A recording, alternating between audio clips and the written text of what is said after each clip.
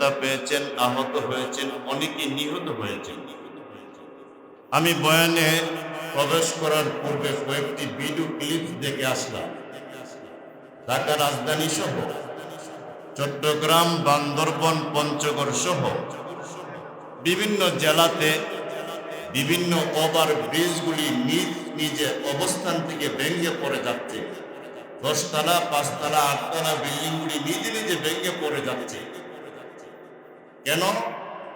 আল্লাহ তাআলা এই পৃথিবীর মাটির নিচে, এই পৃথিবীর জমিনের নিচে আল্লাহ এমন কিছু সম্পদ রেখে দিছে, যে সম্পদগুলি একটু নাড়াচাড়া করলে পৃথিবীর মানুষের কোনো অস্তিত্ব থাকবে না। কেন?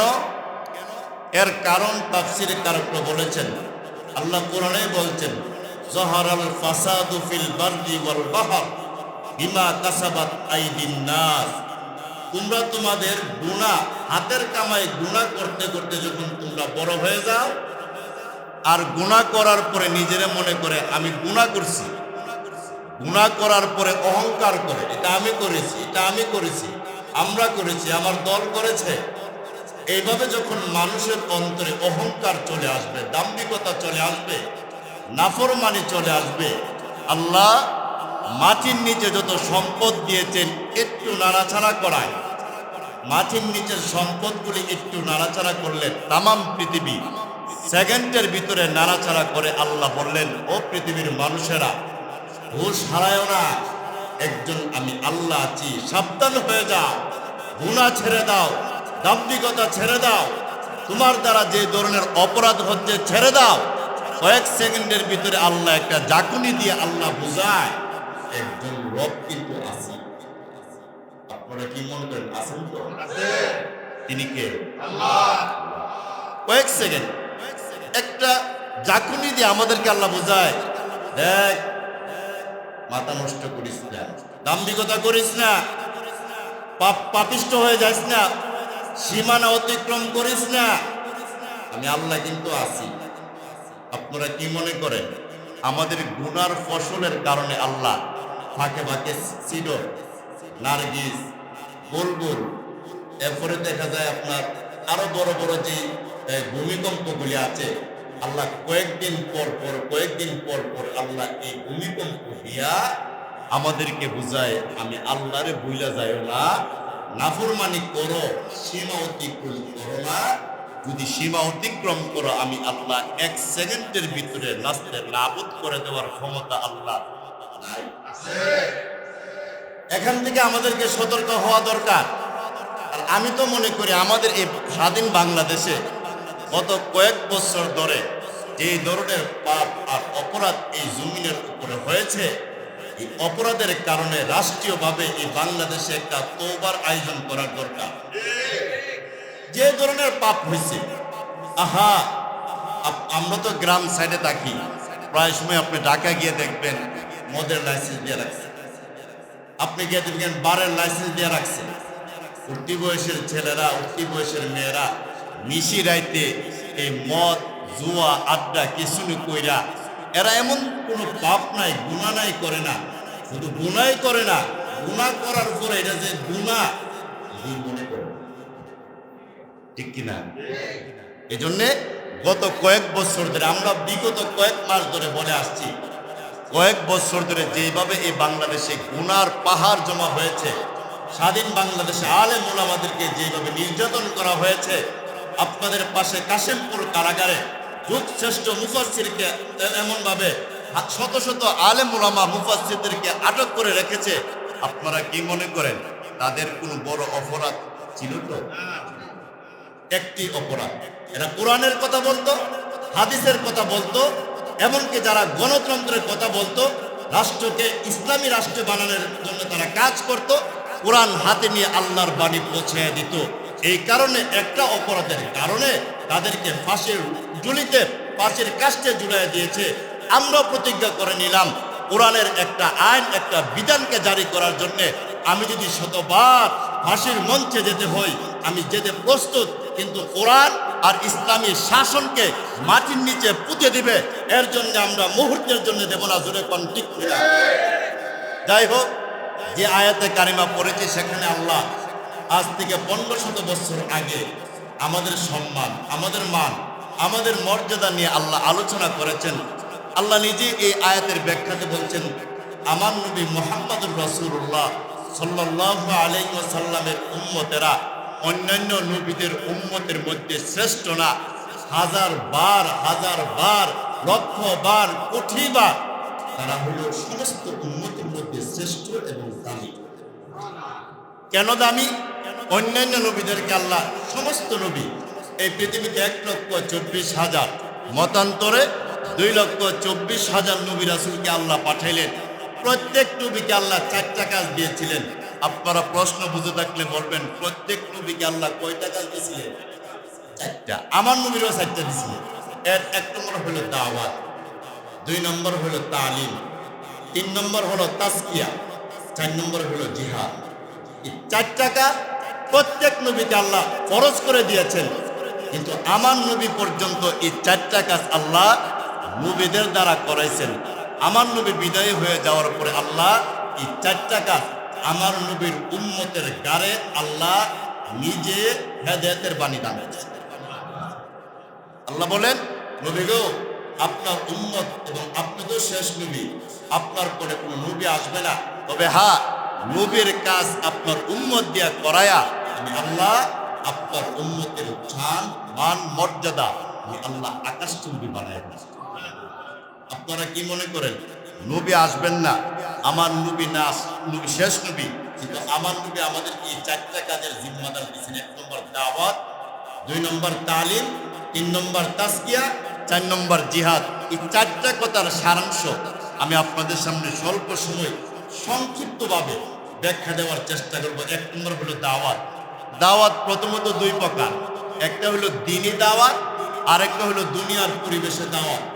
যেমন আপনার বিয়ে আপনাকে দাওয়াত করেছে, এটা দুনিয়ার পরিবেশের দাওয়াত, সেখানে আপনি যাবেন। আরেকটা হলো দ্বীনের দাওয়াত, যে নামাজ পড়ে না তারা নামাজের দিকে নিয়ে আসা, যে ব্যক্তি খারাপ রাস্তায় চলে তাকে ভালো রাস্তায় নিয়ে আসা, যে মানুষটা খারাপ পথে যাওয়ার চেষ্টা করে তারে বুঝাইয়া বালা লাইনে নিয়ে আসা, এটা আমাদের দায়িত্ব। যদি আমরা মনে করি না আমি নামাজে, আমার পরিবারে নামাজের দরকার নাই, আমি বাঁচলেই চলবো, হাসর মাঠে পার পাওয়ার সম্ভাবনা আছে তো? ইয়া আইয়ুহাল্লাযীনা আমানু কু আনফুসাকুম ওয়া আহলিকুম নারা। আল্লাহ বলেন, কু আনফুসিকুম, তুমি নিজে জাহান্নামের আগুন থেকে বাঁচো, ওয়া আহলিকুম নারা, তোমার পরিবার, পরিজন, সমাজ, রাষ্ট্রকে তুমি জাহান্নামের আগুন থেকে বাঁচাও। যদি আল্লাহ এই কথা বলতে তুমি বাচ্চা দাও তাহলে চলে যাবে না। আয়াতে আল্লাহ 2টা তালহিক করছেন, তুমি বাঁচো, ওয়া আহলিকুম নারা, তোমার অধীনস্থ যারা আছে, পরিবার, সমাজ, রাষ্ট্র, অনুকূলের ভিতরে যারা আছে তাদেরকে জাহান্নামের আগুন থেকে বাঁচাও। এর অর্থ এটাই, আমি নামাজ পড়বো, আমার পরিবার পরিজনে যারা আছে তাদেরকে নামাজ পড়ানোর জন্য আমি তাকিদ দেব, প্রয়োজনে শাসন করব, প্রয়োজনে আমি বাজার বন্ধ করে রাখবো, প্রয়োজনে আমার সন্তানকে আমি ধমক দিব, আইন, আল্লাহর আইনের যতটুকু শাস্তি আছে আমি দেওয়ার চেষ্টা করব। আপনারা কি মনে করেন সন্তান যখন নামাজি হয়ে যায়, স্ত্রী যখন নামাজি হয়ে যায়, মা যখন নামাজি হয়ে যায়, আমার ছেলের বউ যখন নামাজি হয়ে যায়, এই ঘরের ভিতরে আল্লাহ আলাদা একটা রহমত দান করে। সুবহানাল্লাহ। এজন্য দ্বীনের দাওয়াত, আপনারা দেখবেন দ্বীনের দাওয়াত আপনি তাবলীগে গিয়ে করতে পারেন, দ্বীনের দাওয়াতের কাজ আপনি ঘরে বসে করতে পারেন। কিভাবে? আপনি ঘরে বসে দ্বীন যেখানে প্রতিষ্ঠিত হবে, দ্বীনের মার্কাজ যেখানে হবে, আল্লাহর ঘর আপনি দীক্ষা রাখলেন, এটাও দ্বীনের দাওয়াতের অংশ। আল্লাহর ঘর আপনি রক্ষণাবেক্ষণা করলেন, এটাও দ্বীনের দাওয়াতের একটা অংশ। আল্লাহর ঘরে আপনি দান করলেন, এটাও দ্বীনের দাওয়াতের একটা অংশ।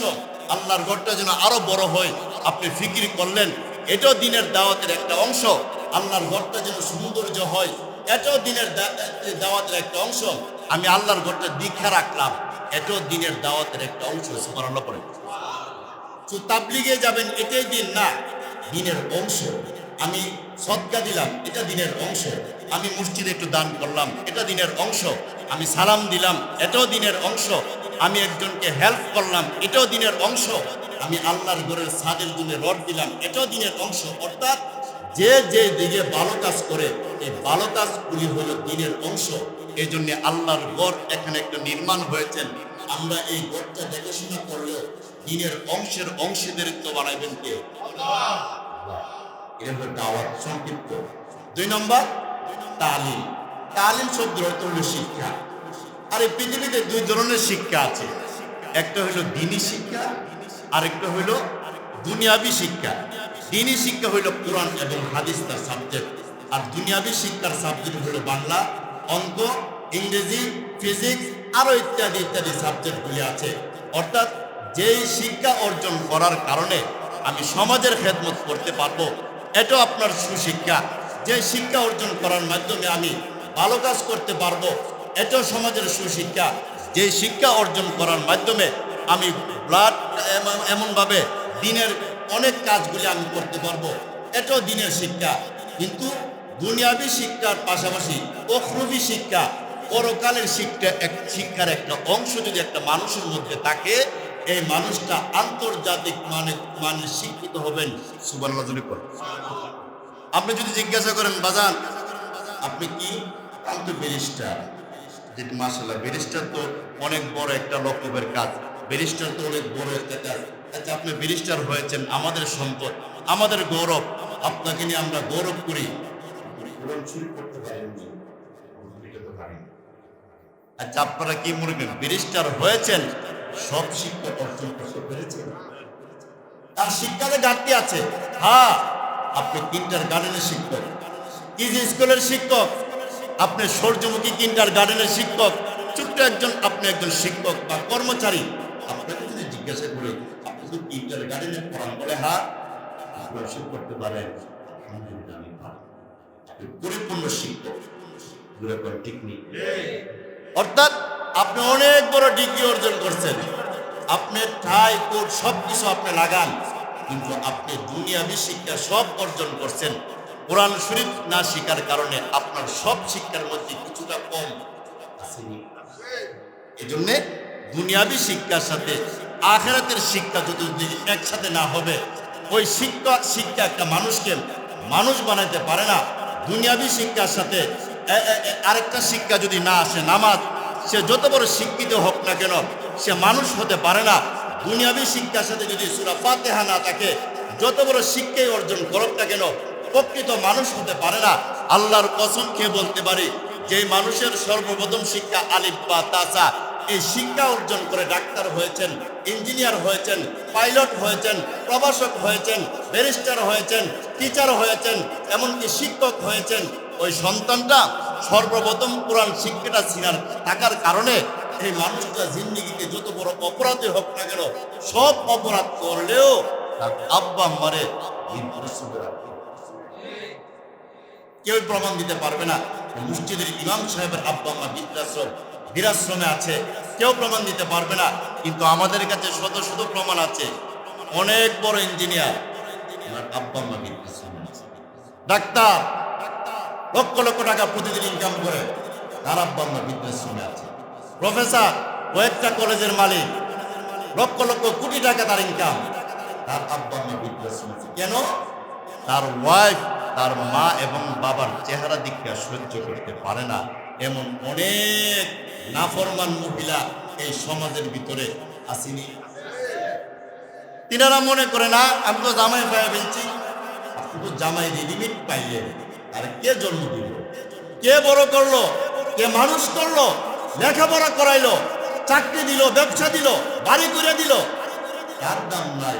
তুমি কয়দিন না কয়দিন আরেকবারের থেকে তুমি আসা একটা ছেলেকে তুমি বুঝাইয়া উল্টা দিক পড়া দিয়া, পালিশ পড়া দিয়া তুমি তার মার কাছ থেকে বাবার কাছ থেকে তুমি দূরে সরাইবা। আল্লাহর কসম খেয়ে বলতে পারি, ওই মহিলা দুনিয়াতেও শান্তি পাবে না, অশান্তির পাহাড় তার থাকবে, টাকা থাকতে পারে, শান্তি আসবে না, আর পরকালে জাহান্নামের আগুনে জ্বলতে হবে। জোরে কোন ঠিক কিনা? আমি তো আসলাম, যতদিন আমার শ্বশুর শাশুড়ি আছে, মা বোনদেরকে আমি বলবো, যতদিন আমার শ্বশুর শাশুড়ি বেঁচে আছেন ততদিন তিনারা আমার মুরব্বী। জোরে কোন ঠিক নেই? তাদেরকে আমি যদি মানি আমার ছেলের বউ আমার ছেলের বউ এসে আমাকে মানবে, আমার মেয়ের জামাতা এসে আমাকে মানবে, আমি যদি তাকে তুচ্ছ তাচ্ছিল্য করি, এই বিপদটা আমার কাছে আসার সম্ভাবনা নাই।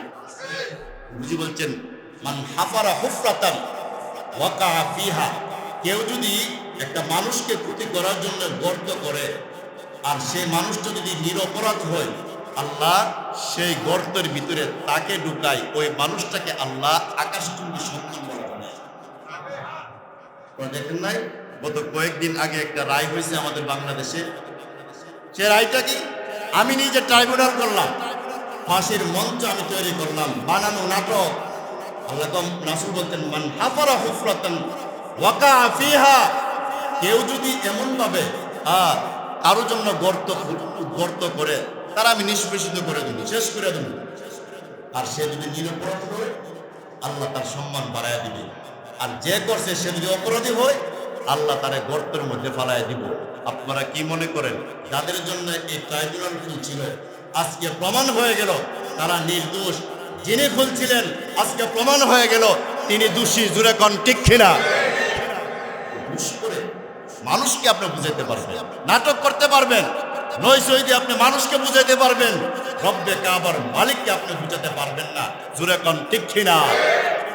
শত শত আলেম, হাফেজ, বড় বড় আমাদের দেশের যারা দেশপ্রেমিক ছিল, দেশের জন্য যারা জীবন দিয়েছে, যুদ্ধ করেছে, এমনকি দেশের জন্য যারা কাজ করেছে, বড় বড় লিডার, যাদের নাম শুনলে শরীরের পোষণ দাঁড়িয়ে যায়, তাদেরকে বিনা অপরাধে ফাঁসি দেওয়ার কারণে আজকে রায় হয়ে গেছে। ওই যিনি ফাঁসির মঞ্চ তৈরি করেছিলেন, আল্লাহ বলেন, এই মঞ্চ আমি আল্লাহ তোমার জন্য রেডি করে রাখলাম। আল্লাহ পারেনি? না, পারে না। আল্লাহ পারেনি। যিনি এই ফাঁসির মঞ্চ তৈরি করেছেন তিনি নিজেও জানে না। তিনি যে এই ফাঁসির মঞ্চে তার আদেশ হবে, ফাঁসির রায় হবে, তিনি নিজে জানলে জানেন আল্লাহ, তুমি জানবা না। সবকিছু আমি আল্লাহর পক্ষ থেকে ফয়সালা হই। এই জন্যে আমি সবসময় বলে থাকি, অপরাধ করে মানুষকে ফাঁকি দেওয়া যায়, এমনকি গুনাহ করে মানুষকে ধোঁকা দেওয়া যায়, শিরকি করে মানুষকে বোকা বানানো যায়, বেদাতি কাজ করে মানুষকে এমন ছয় নয় দিয়ে বোঝানো যায়, কিন্তু রব্বে কাবার মালিককে বোঝানো যায় না। তিনি ইনসাফওয়ালা, তিনি ইনসাফবার, তিনি কুদরতওয়ালা, তিনি কুদরতদার, তিনি মানুষের আইন, মানুষের আদালত, মানুষের বিবেক, সব কিছুর আদালতের মাধ্যমে তার বিচার সম্প্রসার হয়। এই দুনিয়াতে যদি না হয়, পরকালে আল্লাহ ইঞ্চি ইঞ্চি পরিমাণ যার যে হক আছে সব তার হাতে তুলে দিবেন। বেইনসাফি আমার আল্লাহ করবেন না। জোরে কোন ঠিক কিনা? আপনারা কি মনে করেন আল্লাহ তাআলা কি বেইনসাফি করবেন?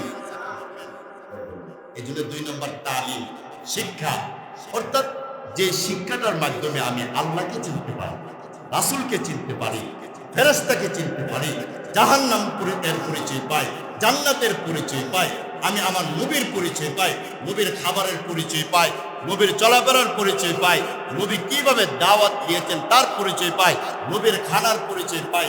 এই জন্যে আমাদের মুরব্বীরা প্রত্যেকটা মসজিদে 6টা কাজ খুব জরুরি করে রাখলেন। এর মধ্যে একটা কাজ হইল তালিম, তরবিয়ত। সুবহানাল্লাহ পড়েন। প্রত্যেকটা মসজিদে দরকার। আমি মনে করি দৈনন্দিন 5 ওয়াক্ত নামাজে পড়ে প্রত্যেকটা মসজিদে তালিমের দরকার। ফাজাইলে আমল, ফাজাইলে হজ, ফাজাইলে রোজা, ফাজাইলে জিকির, ফাজাইলে কোরআন তেলাওয়াত, এক একটা বিষয় নিয়ে প্রত্যেক নামাজের পরে অল্প অল্প তালিম যখন আমাদের জেহেনের ভিতরে ঢুকে যাবে, তখন আমাদের জেহেনটা স্বয়ং আমার আল্লাহর সাথে মুলাকাত এবং সাক্ষাতের সুব্যবস্থা আমার নবীর মাধ্যমে আল্লাহ দান করে। আমাদের ঘরে তালিম নাই। কে বলতে পারবে যে আমার ঘরে ফাজাইলে আমল আছে? অথচ সাহাবায়ে কেরামের জমানায় নবী যে হাদিসটা মসজিদে নববীতে পড়ছিলেন, প্রত্যেক সাহাবী ঘরে যাওয়ার পরে বলছেন, ও আমার স্ত্রী, তুমি আমাকে খাবার দিবা না? নবী যে কথাটা আমাকে এখন শিখাইছে, আমি তোমার এই কথাটা শিখানোর পরে তুমি আমার খাবার দিবা। কেমন আদর্শ ছিল তাদের! আর আমরা শিক্ষা গ্রহণ করার পরে, জানার পরেও আমাদের মধ্যে সে আদর্শ নাই। এই জন্যে নবীওয়ালা 4 কাজের জিম্মাদারি আল্লাহ আমাদেরকে দিলেন। 1 নম্বর দাওয়াত, এই দাওয়াতের কাজ করা, ভালো কাজ করা। 2 নম্বর তালিম, দ্বীনি শিক্ষা, আমার সব শিক্ষার সাথে অ্যাডজাস্ট করা। আর 3 নম্বর হলো তাজকিয়া, আত্মশুদ্ধি, অর্থাৎ আমি আমার কলবটাকে গুনাহমুক্ত রাখার চেষ্টা করা। সুবহানাল্লাহ পড়ুন। আলা ইন্না ফিল জাসাদি মুদগা ইযা সলহাত সলহাল জাসাদু কুল্লু ওয়া ইযা ফাসাদাত ফাসাদাল জাসাদু কুল্লু আলা ওয়াহিয়াল কলব।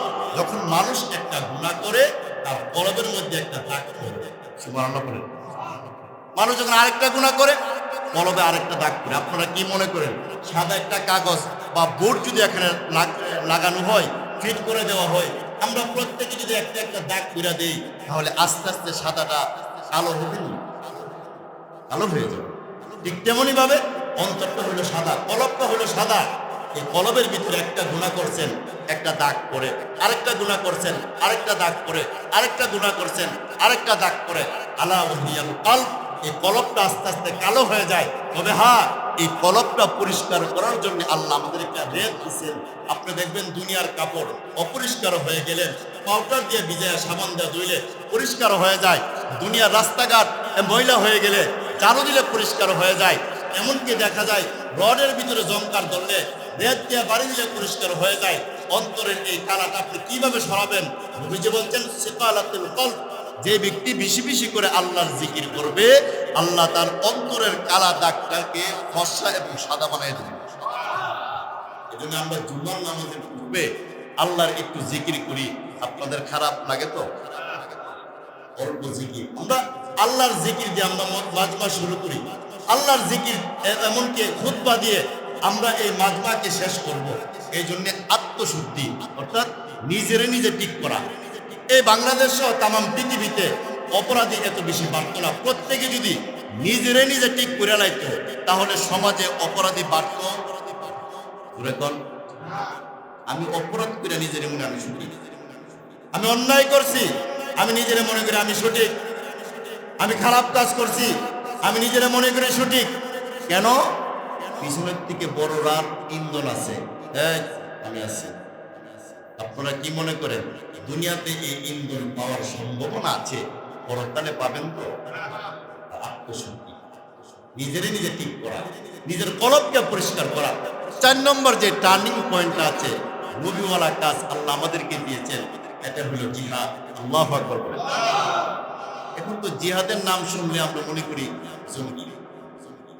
জিহাদ শব্দের অর্থ হইল আল্লাহ এবং তার রাসূল, আল্লাহ এবং তার আইন কে যারা বিকৃত করবে, নিষ্পেষিত করবে, তাদেরকে প্রথমে বুঝানো। বুঝের ভিতরে না আসলে তাদের সাথে যুদ্ধ ঘোষণার কথা বলেছেন কে? ওয়াজাহিদু ফিল্লাহি হাক্কা জিহাদি, ওয়াজাহিদু ফিল্লাহি হাক্কা জিহাদি ওয়াজতাবাকুম ওয়ামা জাআলা আলাইকুম ফিদ-দীনি মিন হারাজ মিল্লাতা আবিকুম ইব্রাহিম হুয়া সাম্মাকুমুল মুসলিমিন। আল্লাহু আকবার বলেন। জিহাদ, জিহাদের কথা যেহেতু আসছে, আমার একটা ঘটনা মনে হলো মুতার যুদ্ধ। যে যুদ্ধে মুসলমানদের মাত্র ছিল সংখ্যা 3000 আর রোমানদের সংখ্যা ছিল 1 লক্ষ। আপনারা কি মনে করেন বেঈমানদের সংখ্যা 1 লক্ষ, মুসলমানের সংখ্যা 3000? বেশি কার? বেশি বেঈমানদের। নবী করিম সাল্লাল্লাহু আলাইহি সাল্লাম খুব টাইট হইয়া আহিয়াল লাইলা ওয়া আয়কাযা আহলা ওয়া শাদ্দা ওয়া জাদ্দাল মিজারা। নবীজি নিজের মনকে স্থিতিশীল করে নবীজি বলছেন, এই এরা বেশি বাড়াবাড়ি করতেছে, এরা আমার সাহাবায়ে কেরামদেরকে দেখলে আঘাত করে, খানায়ে কাবা দখল করতে চায়, কোরআনের আইনের বিরোধিতা করতে চায়, তাদেরকে আর ছাড় দেওয়া যাবে না। তারা আমার সাহাবীকে পেলে আঘাত করে, রক্তাক্ত করে। আমার সাহাবায়ে কেরামদেরকে বাজারে যেতে দেই না, ব্যবসা করতে দেই না, বহুত ছাড় দিয়েছি, এখন আর ছাড় নাই। সুবহানাল্লাহ পড়েন। নবীজি বললেন এই যুদ্ধটা করতে হবে। এই যুদ্ধটা কেন আমাদেরকে করতে হবে? এই যুদ্ধটা আমাদের প্রয়োজন, আমাদেরকে করতে হবে। নবীজি বললেন আল্লাহর কাছে দোয়া করেন, আল্লাহ এই যুদ্ধটা আপনি আমাকে বিজয় করে দিলেন। কেন? আল্লাহ নবী 66টা থেকে 68টা যুদ্ধ হয়েছে নবীজির জমানায়। স্বয়ং আল্লাহ নবী 27টা যুদ্ধের নিজে সেনাপতির দায়িত্ব পালন করেছে। দেখেন এখন যত বড় প্রাইম মিনিস্টার দেখেন, প্রেসিডেন্ট দেখেন, এরা অর্ডার দেয়, এরা কিন্তু কাজে যায়নি। কিন অর্ডার দিয়ে দেখ, গুলি মেরে দাও, আবু সাইদকে হত্যা করে দাও, মুগ্ধরে হত্যা করে দাও, গুলি করে দাও। কিন্তু গুলি সে করে না, মারতে সে আসে না, ইসিল তোলে বিষয়ে গ্লাসের ভিতরে পয়সা অর্ডার দেয়। আর আমার নবী নিজে 27টা যুদ্ধের সেনা প্রধানের দায়িত্ব পালন করছে। এর মধ্যে মুতার যুদ্ধ 3000 মুসলমানদের আর রোমানদের সংখ্যা হইল 1 লক্ষ। নবীজি বলছেন ঘাবড়িয়ে যায় না, সংখ্যা কম হইল এই সংখ্যার ভিতরে যদি আল্লাহ বরকত দান করে দেয়, 1 লক্ষকে নাস্তে নাবুদ করতে মহান আল্লাহ কয়েক মিনিট সমর্থন। ঘাবড়িয়ে যায় না, নিরস্ত্র হয় না। নবীজি বললেন, এই সাহাবায়ে কেরাম, মসজিদে নববীতে এইভাবে আজকে আপনারা যেভাবে জুমার দিন বসেছেন, এইভাবে মসজিদে নববীতে আল্লাহ নবী বলছেন আমি তোমাদেরকে কয়েকটা টিপস দিই, কিভাবে যুদ্ধ করবে এই বিষয়টা আমি তোমাদের সাথে খোলাসা করি। আর কয়েক ঘন্টা পরে যুদ্ধ শুরু হয়ে যাবে। নবীজি বলছেন 3 জন সেনাপতিকে আজকে আমি নির্বাচিত করবো। সুবহানাল্লাহ পড়ে। একজন যায়েদ ইবনে হারেসা, আমার নবীর পালক পুত্র। যায়েদ, তুমি প্রধান সেনাপতির দায়িত্ব পালন করবে। তুমি শহীদ হয়ে গেলে জাফর ইবনে আবি তালেব, জাফর ইবনে আবি তালেব, লাব্বাইকা ওয়া সাইদাইকা ইয়া হাবিবি, ওগো বিশ্বনবী আমি হাজির। দ্বিতীয়বার যায়েদ ইবনে হারেসা যদি শাহাদাত বরণ করে, জাফর ইবনে আবি তালেব তুমি কালিমার পতাকা হাতে নিবা। আর জাফর ইবনে আবি তালেব যদি শাহাদাত বরণ করে, তাহলে আব্দুল্লাহ ইবনে রাওয়াহা তুমি এই কালিমার পতাকা হাতে নিবা। আপনারা কি মনে করেন? নবীজি বলছেন যায়েদ ইবনে হারেসা শাহাদাত বরণ করলে, জাফর ইবনে আবি তালেব শাহাদাত বরণ করলে, আব্দুল্লাহ ইবনে রাওয়াহা শাহাদাত বরণ করলে আরেকজন, তাহলে নবীর কাছে ওহী আসছেন, তিনারা শাহাদাতের মর্যাদা পাবেন। সুবহানাল্লাহ পড়েন। নবীজি বলছেন যাও বাড়ি থেকে বিদায় নিয়ে আসো। এলহাম আসছে, ওহী আসছে, জিবরিল তো বলে দিয়েছেন আপনার সেনাপতিগুলি শাহাদাত বরণ করবে। 4th নম্বর আরেকজন সেনাপতি খালিদ বিন ওয়ালিদ, তার মাধ্যমে বিজয় করাবেন। আল্লাহ বলেন, নবীজি বলেন যাও বিদায় নিয়ে আসো। যায়েদ ইবনে হারেসা বলেন, নবী গো আমি কিভাবে বিদায় আনবো? আমার বাপ তো আপনি, আমার মা তো আয়েশা সিদ্দিকাও, আমার বিদায় তো আপনিও দিবেন। নবীজি বললেন যাও আল্লাহর রাস্তায় তুমি ছেড়ে দিও। একটু জোরে বলুন না, আল্লাহর রাস্তায় ছেড়ে দিও। জাফর ইবনে আবি তালেব গেলেন, তার একাধিক সন্তান। তাফসীরকারকরা বলেন 3টা ছেলে 2টা মেয়ে তার ছিল, কম বেশি হতে পারে। বিদায় আনতে গেছেন, স্ত্রী বলতেছেন আপনি যদি শাহাদাত বরণ করেন, যুদ্ধ গিয়ে মারা যান, আমার সন্তানদেরকে কে দেখবে? আমি তাদেরকে কিভাবে লালন পালন করব? হ্যাঁ, আমি দোয়া করি আল্লাহ যেন আপনাকে গাজী বানায় পাঠায়। জাফর ইবনে আবি তালেব বলছেন, আমার স্ত্রী, আমার নবী দোয়া করছেন আমার শাহাদাতে, তুমি দোয়া করছেন আমি গাজী হতাম। আমার নবীর দোয়াটা আল্লাহর কাছে কবুল হয়ে গেছে। নবী বলছেন, তিনি বিদায় নিয়ে আসার সময় সন্তানদের পিছিয়ে ডাকতেছে, বাবা বাবা বাবা। তিনি পিছনের দিকে তাকান না। কেন? তাকে জিজ্ঞাসা করবেন আপনি পিছনের দিকে কেন তাকান না? যদি আমি বিদায় গ্রহণ করার সময় পিছনের দিকে তাকাই, আমার সন্তানদের চেহারা দেখলে কোন মা কোন বাবার মায়া লাগে না? আমার 5টা সন্তানের চেহারা দেখলে আমার মধ্যে যদি অন্তরে যদি মায়া আসে, আমি যুদ্ধটা আমি আল্লাহর জন্য করার জন্য আমার ব্যতিক্রম হয়ে যাবে। সেখানে আমার এমনভাবে পরিপূর্ণ আল্লাহর প্রতি যে আমার আস্থা বিশ্বাস থেকে যুদ্ধ করব, সেখানে আমার ত্রুটি হয়ে যাবে। পিছনের দিকে তাকাই গেছে, বিদায় নিয়ে চলে গেলেন। সবচেয়ে যে টার্নিং পয়েন্ট, আব্দুল্লাহ ইবনে রাওয়াহা জোহরের নামাজের পরে আমার নবী বিয়া পড়ায় দিয়েছেন, আর মাগরিবের পরে স্ত্রীর থেকে বিদায় নেওয়ার জন্য আমার নবী পারমিশন দিয়েছেন। দেখেন, জোহরের পরে বিয়া আর মাগরিবের পরে যুদ্ধ রওনা, এই কাজটা খুব সহজ। জোরে কর। আব্দুল্লাহ ইবনে রাওয়াহাকে বলে আসসালামু আলাইকুম, গিয়া দেখে স্ত্রী কোরআন তেলাওয়াত করে। বলে যা কে আপনি? এই কিছুক্ষণ পূর্বে, কয়েক ঘন্টা পূর্বে যে বিয়েটা পড়াইলেন আর তোমাকে আমাকে একসাথে করে দিলেন, আমি তোমার স্বামী আব্দুল্লাহ ইবনে রাওয়াহা। আপনি বাইরে কেন? ভিতরে চলে আসেন। বলে না না, আমি ভিতরে আসবো না, তোমাকে আমি দেখি নাই। আর স্ত্রী বলতেছেন, স্বামী আমার আব্দুল্লাহ ইবনে রাওয়াহা, দেখি নাই, একবারও দেখি নাই, আপনি একটু দেখা দিয়ে যান। আব্দুল্লাহ ইবনে রাওয়াহা বলছেন, না না, যদি আমি ঘরে চলে যাই, তোমার চেহারা দেখে আমার মায়া লেগে যায়, আমি আল্লাহর রাস্তায় যেতে আমার ত্রুটি ধরা পড়বে। তিনি বললেন, না না। স্ত্রী বলতেছেন, তাহলে আমি পরকালে আপনাকে কিভাবে চিনব? তখন আব্দুল্লাহ ইবনে রাওয়াহা বলছেন, আমি যদি শাহাদাত বরণ করি কেমন কলব। আব্দুল্লাহ ইবনে রাওয়াহা চলে গেলেন, যুদ্ধ শুরু হয়ে গেল।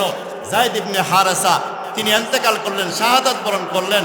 এরপরে জাফর ইবনে আবি তালেব তিনি যুদ্ধের ময়দানে হুঙ্কার দিয়ে বললেন, নারে তাকবীর আল্লাহু আকবার, নারে তাকবীর আল্লাহু আকবার। তিনি বলে বলে যুদ্ধের ময়দানে যুদ্ধ শুরু করে দিলেন। যুদ্ধ করতে করতে বেঈমানেরা তার বাম হাতটা কেটে দিলেন। তিনি ডান হাতে লা ইলাহা ইল্লাল্লাহর পতাকা নিলেন, তার ডান হাতটা কেটে দিলেন। তিনি এমন ভাবে বাম পায়ে লা ইলাহা ইল্লাল্লাহর পতাকা কেটে নিলেন, বাম পাটা তার কেটে দিলেন। তিনি ডান পায়ে লা ইলাহা ইল্লাল্লাহর পতাকা কেটে লটকে রাখলেন। যখন তার ডান পা কেটে দিল, তিনি সেই পতাকাটা মুখের মধ্যে এনে দাঁত দিয়া কামড় দিয়া এইভাবে পতাকাকে উদ্দিন করে রাখছেন। আল্লাহু আকবার বলেন।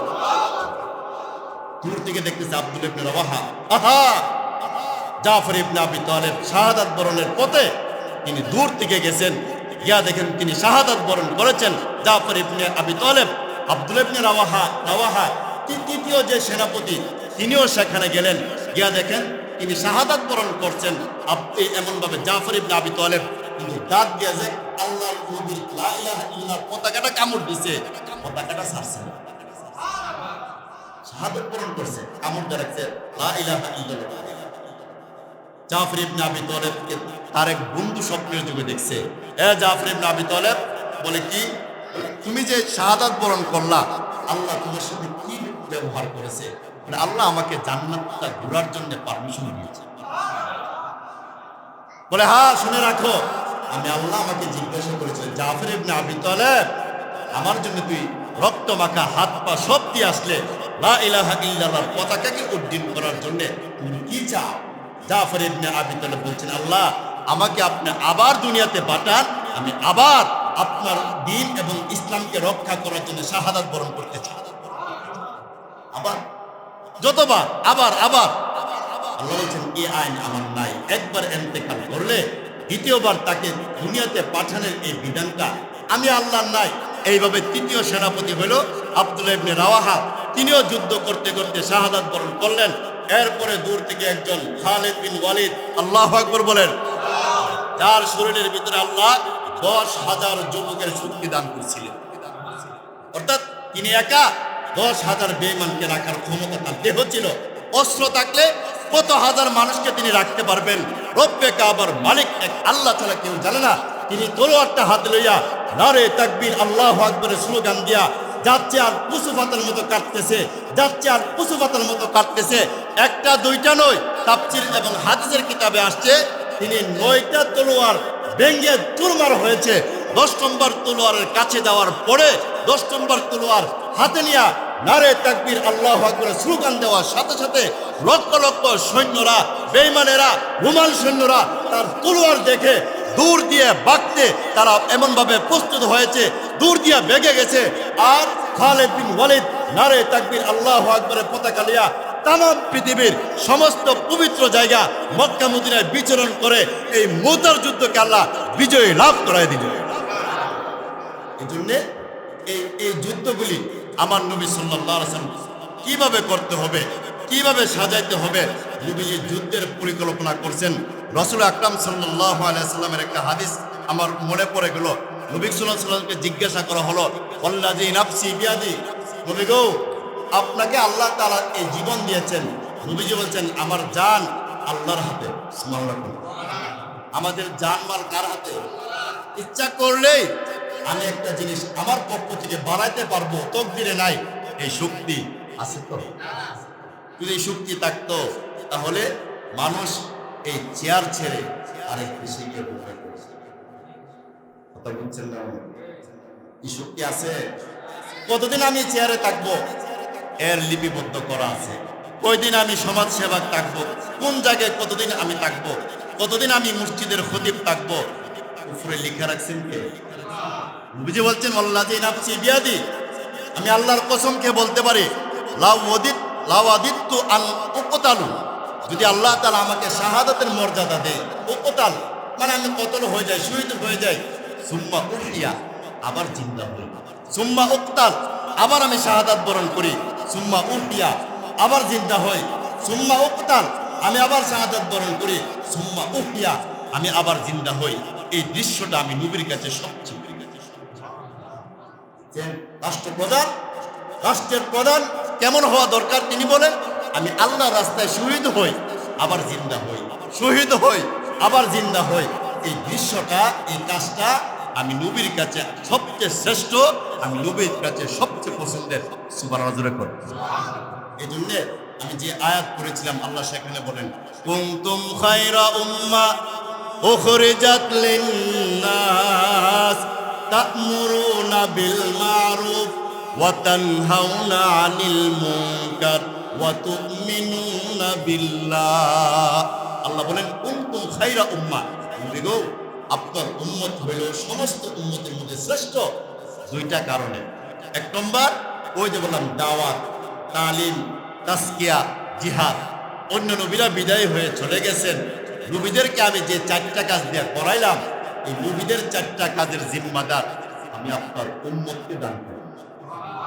আপনারা কি মনে করেন নবীদের কাজ আল্লাহ আমাদেরকে দিলেন, আমরা খুশি না বেজার? নবীদের কাজ দিচ্ছেন। নবীরা যে 4টা কাজ করতেন, দাওয়াত, তালিম, তাসকিয়া, জিহাদ, এই 4টা কাজ ছিল নবীদের। কিন্তু আমার নবী বিদায় হয়ে যাওয়ার পরে এই 4টা কাজ আল্লাহ আমার নবীর উম্মতদেরকে দান করছেন, আমাদেরকে আল্লাহ দিয়েছেন। কেন দিলেন?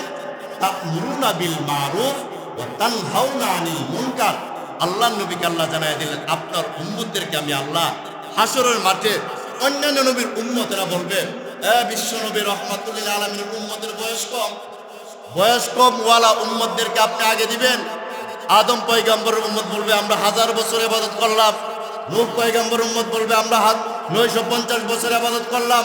ইব্রাহিম পয়গম্বর উম্মত বলবে আমরা 850 বছর ইবাদত করলাম। ঈসা নবীর পয়গম্বর বলবে আমরা 650 বছর ইবাদত করলাম। আর তারা মাত্র 70-80 বছর ইবাদত কইরা আগে যায় কিভাবে? তখন আল্লাহ বলবেন তাদের আগে যাওয়ার ফর্মুলা হইল তোমরা আমল করছো, নবীর দায়িত্ব পালন করছো না। আখির নবীর উম্মতেরা আমলও করছে, নবীর দায়িত্ব পালন করছে। আল্লাহ টেকনিক জবাব দিবেন, তোমরা নেক আমল করছো, নবীর দায়িত্ব পালন করছো না। আর আখির নবীর উম্মত নেক আমলও করছে, নবীর দায়িত্ব তালিম, দাওয়াত, তালিম, তাসকিয়া, জিহাদ। নবী বিদায় হয়েছেন, আর অন্যান্য নবীর উম্মতেরা আরেক নবী পাঠাইয়া উম্মতদেরকে আল্লাহ 4টা কাজ জারি এবং চালু করে রাখছেন। আমার নবী বিদায় হয়েছেন, আর কোন নবী পৃথিবীতে আসবেন তো? এটা আমাদের একটা প্রাণের দাবি। গত জুমার আগের জুমা আমি বলেছিলাম, আমরা যদি আল্লামা আহমদ শফি রহমতুল্লাহ আলাইহি, তিনি মৃত্যুর আগ পর্যন্ত আন্দোলন করেছেন, কাদিয়ানীরা কাফের, তিনি ঘোষণা শুনে যেতে পারেন নাই। জুনায়েদ বাবুনগরী রহমতুল্লাহ আলাইহি আমৃত্যুকাল কাদিয়ানীরা কাফের আন্দোলন করেছেন, তিনি শুনে যেতে পারেননি। আল্লামা মুফতি ফজলুল কামিল রহমতুল্লাহ আলাইহি, তিনিও আমৃত্যুকাল কাদিয়ানীরা কাফের, তিনি আন্দোলন করেছেন, ঘোষণা শুনে যেতে পারেনি। মুফতি নূর হোসেন কাসিমি রহমতুল্লাহ আলাইহি, তিনিও আমৃত্যুকাল কাদিয়ানীরা কাফের আন্দোলন করেছেন, শুনে যেতে পারেনি। এখন বর্তমানে হেফাজতের আমির আল্লামা মুহিবুল্লাহ বাবুনগরী, তার নেতৃত্বে যে সমাবেশ হয়েছে, তার নেতৃত্বে যে দাবানল আন্দোলন শুরু হয়েছে, একটাই প্রাণের দাবি, অন্যরা শুনে যেতে পারে নাই। আল্লামা হেফাজতের আমির বর্তমান আল্লামা মুহিবুল্লাহ বাবুনগরী জীবিত থাকা অবস্থায় তিনি শুনে যাবেন কাদিয়ানীরা কাফের। এই আইন পাস করা দরকার, জোরে কোন ঠিক কিনা? কাদিয়ানীরা কাফের। আল্লাহ নবী যদি জিজ্ঞাসা করে তুমি আমার অনেক সুন্নত পালন করছো, আমি যে শেষ নবী, এর জন্য তুমি কি প্রতিবাদ করছো? কি জবাব দিবেন? এই জন্যে নবীর পরে নবী নাই, সংসদে আইন চাই। বলে নবীর পরে সংসদে আইন চাই। সামনেও যারা এই দেশ পরিচালনা করবেন তাদেরকে আমরা এখনই প্রত্যেকটা মাহফিলে আমরা বুঝায় সমঝায় এই কথাটা বলি। আমাদের যে মাহফিল হয়েছে ঢাকাতে সোহরাওয়ার্দী উদ্যানে, অনেক বড় বড় দলের নেতারা সেখানে ছিলেন, তিনারা আশ্বাস দিয়েছেন তিনারা ক্ষমতায় আসলে কাদিয়ানীরা কাফের। একবারে সংবিধানে সুস্পষ্টভাবে লিখবেন। কেন লিখবেন না? এই পৃথিবীতে 37টা রাষ্ট্রের ভিতরে তাদেরকে কাফের ঘোষণা করা হয়েছে। সৌদি আরবে তারা কাফের, বাহরাইনে তারা কাফের, কুয়েতে তারা কাফের, এমনকি কাতারে তারা কাফের, তুরস্কে তারা কাফের, ইন্দোনেশিয়া তারা কাফের। বিশ্বের 37টা রাষ্ট্রে যদি তাদেরকে কাফের ঘোষণা করা হয়, তাহলে এই বাংলাদেশ 92% মুসলমানের রাষ্ট্রে তাদেরকে রাষ্ট্রীয়ভাবে কাফের ঘোষণা করার দরকার নাই। আছে যারা সামনে ক্ষমতা আসবেন, ইনারা আমাদেরকে আশ্বাস দিয়েছেন, আমরা তাদের আশ্বাসকে গ্রহণ করে নিলাম, অপেক্ষা করলাম কিনারা ক্ষমতার চেয়ারে আসলে কাদিনীদেরকে কাফের বানানোর জন্য কিনারা চেষ্টা করবেন। আল্লাহ কিনাদের চেষ্টাকে কবুল করুন। সর্বশেষ দিকে চলে আসলাম, আমরা শ্রেষ্ঠ নবীর শ্রেষ্ঠ উম্মত হয়েছি। গুনার জন্য আল্লাহ বিভিন্ন সময় ভূমিকম্প দেয়, আযাব গজব দেয়। আপনি দেখবেন একটা গাছ 10 জন 5 জন নাড়া দিলে মরা ফাতাগুলি ফুরে যাবে না, ঠিক তেমনি ভাবে আল্লাহ হঠাৎ করে একটা ভূমিকম্প দেয়, নাড়া দেয়। নাড়া দেওয়ার কারণে গুনাহগাররা কম্পন সৃষ্টি হয়ে চিল্লাচিল্লি করে, আহারে মরে গেলাম, এই করলাম সেই করলাম না। আপনি বলবেন আস্তাগফিরুল্লাহ ওয়া আতুবু ইলাইহি, আল্লাহ যদি আমার মরণ হয় তওবার সাথে যেন আমার মরণ হয়। কারণ 7 তলার উপরেও মালাকুল মউত আজরাইল যেতে পারেন তো, এই জন্য চিল্লাচিল্লি হাঁকাহাঁকি নাই। আমার মরণ যদি ভূমিকম্পের মাধ্যমে আল্লাহ লেখা রাখেন, যেতে পারবেন তো না? আমরা বড় বড় গান মিশিং এর নেশার হারা করে রাখবো, এই ক্ষমতা শক্তি আমাদের আছে। এই জন্য আল্লাহর কাছে ভূমিকম্প আসলে এটা আমাদের ফসল। এই জন্য গুনাহ কম করলে ভূমিকম্প হবে না। আল্লাহ ফাঁকে ফাঁকে সারা বিশ্ব পৃথিবী রাষ্ট্রকে ঝাঁকুনি দিয়ে বুঝায়, আল্লাহ কিন্তু আছে, আল্লাহ কিন্তু আছি। সীমান্ত একটু করো না, আমি কিন্তু উপর থেকে ফালাই দেব, বাড়াবাড়ি করো না, আমি শেষ করে দেব, বেশি গুনাহ করো না, আমি তো দেখতেছি। এই সতর্ক করার জন্য আল্লাহ আমাদেরকে ভূমিকম্প, বুলবুল, নার্গিস, আরো যত বড় ভূমিকম্পগুলি আছে, এইগুলি দিয়ে আল্লাহ আমাদেরকে সতর্ক করেন। এই সতর্ক হওয়ার দরকার নাই? প্রতিজ্ঞা করেন, আল্লাহ অতীতে অনেক গুনাহ করেছি, এখন গুনাহ করব না। তুমি ভূমিকম্প দিয়া আমার রাষ্ট্র, আমার বাড়ি, আমার সংসারকে ভেঙে দিও না। আল্লাহ তুমি মাফ করে দাও। তোমার বলেন আমিন।